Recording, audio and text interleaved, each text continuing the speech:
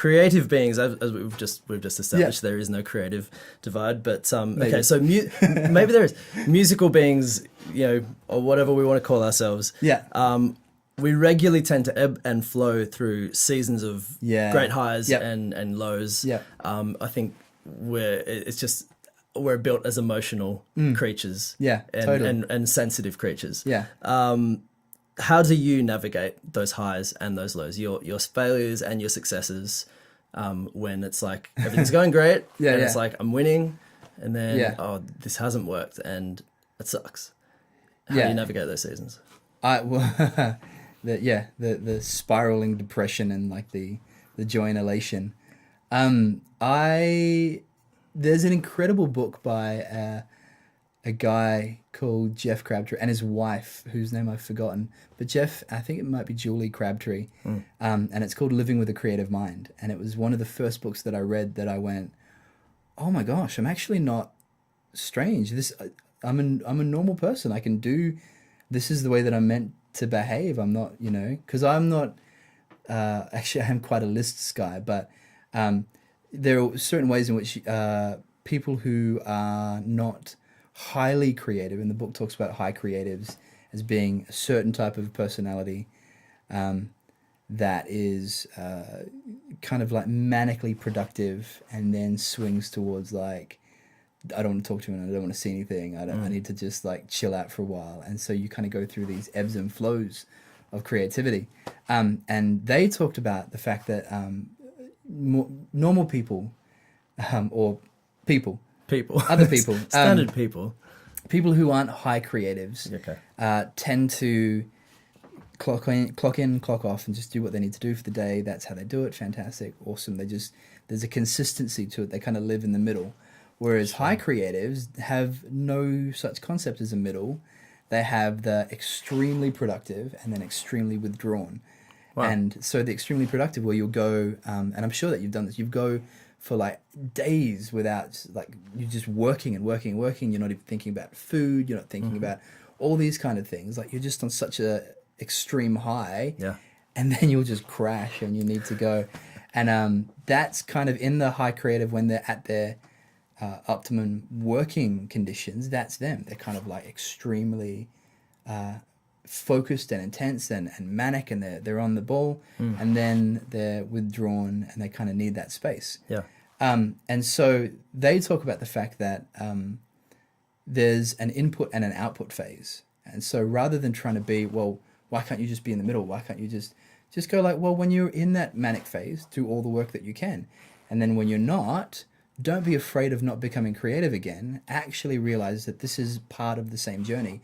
Yeah, you need to get rest. And so for me, working in a 9-to-5 job, being a high creative, having to try and navigate this concept of like, well, some days I'm going to be extremely high output and doing creative work, incredibly high output.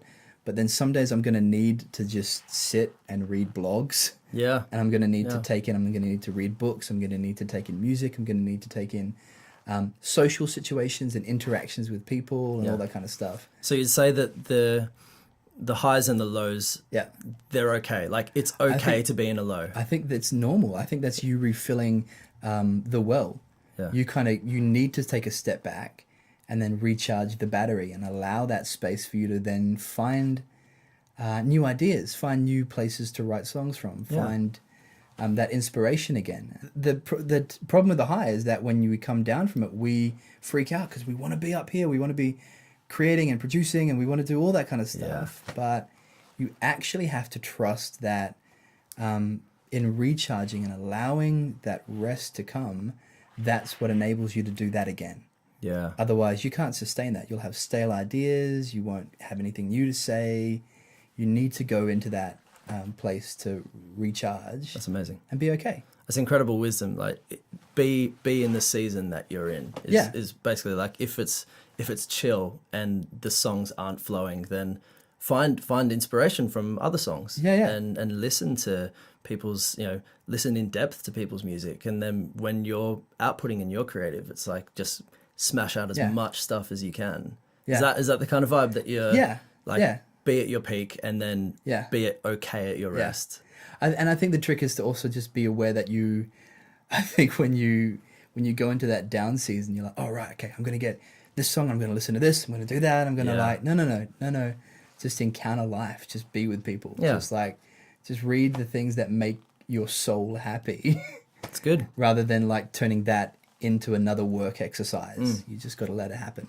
What's your top 3 tips that your top 3 secrets you're willing to share? The secrets of your success. Yeah. That you're willing to share with the producers, the musicians, the mixers, the creative people, songwriters. I found this really hard because I found it really hard because I feel like you've got to apply a trillion different tricks. Yeah. All the time in different ways, and sometimes it's the right piece of advice, sometimes it's the wrong piece of advice given a different singer. Yeah. I mean, what did I wrote down a couple of things. I think one of them is to learn to collaborate really well. So I think as a songwriter, learn to be liberal with your ideas. Don't try and like guard everything that you've got, and don't try and like don't try and guard your like share of the royalty. If someone else can help you write a better song, awesome, because if you win together, you're still winning. Yeah. Like you still move forward. Maybe you didn't get as large a cut of the song, but that means the next song that you write, you're on a better footing to do so. You're on a better ability to know how to write in that vein. So cool. I think collaboration is really, really good. I think number 2 is that the people that I've seen go ahead in this industry are the nicest people. I think I think that you can't go wrong by actually being a decent guy, by being a helpful person, like one who just goes the extra mile. Like it doesn't cost you any money to show up. Someone that people want to be around. Yeah. Because it's a long time in a studio session to be around someone who's not a nice person. Totally. So just, I mean, the people who I love and who are well respected in my industry, especially within Australia, are guys that are just the nicest people who will go out of their way to help you, who will take the phone call, who will like give you the advice. They're actually where they are for a reason. They're just decent people. And I know that's potentially too optimistic of me in regards to the industry that we're a part of, which is a lot of money in marketing, and you don't necessarily need to be a nice person. But I think for longevity, that stands. I think for longevity, and it doesn't cost you anything. No, it doesn't cost you anything. And what's the damage? Yeah, like you can either be a horrible person and go through this industry, or you could be a nice person that people actually want to be around. And at the end of the day, it doesn't cost you anything to be a decent person. Yeah. So I think that helpers and being nice, and I think to learn to steal. Learn to steal. I think like when creatively borrow. Well, is it? Well, music. I mean, everything is a remix. Let's be honest. And I think that when you listen to music, I always listen to music with ears open, going like, that's something really cool. That's a lesson that I can learn. There's a new technique that I haven't heard before. I want to now incorporate that and bring that into my art. Yeah. And I think that that's something that we can all be doing, because in doing that and finding your way of doing a new technique, you put your own spin on it, and then you create something different that someone else can steal. Right. And so I think that I'm continually learning from the music that you listen to, rather than just like, oh, that's cool, that's nice. Yep. But always taking in, always drawing lessons from art and from music and from culture and stuff that you can, is going to add to your arsenal as a musician, as a creative producer and whatnot. So stealing is a good thing, except when you're stealing our sample packs. Don't steal our sample packs. Don't do that. Don't steal songs. No. You wouldn't download a car.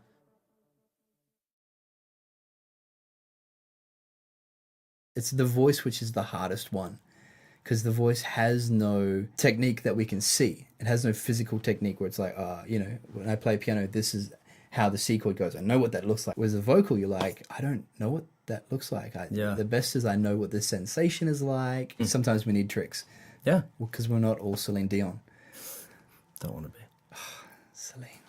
When you hire a producer, you're hiring someone who has taste and who will do things differently than you will do. I mean, confidence goes a long way. And confidence backed up by your skill. Encouragement goes a long way. Yeah. So finding different ways to get to where you want to go is really, really helpful. Okay. You don't teach you that in like mixing school. It's all relationship. It's totally relationship. What can you do to put me at rest? One of the things you can do is win a Grammy. Like when we're having an argument about a song, I'd be like, pull the Grammy down from the, what? Oh, my idea's better? Oh, that's what got me a Grammy? Oh, cool, thanks. See ya.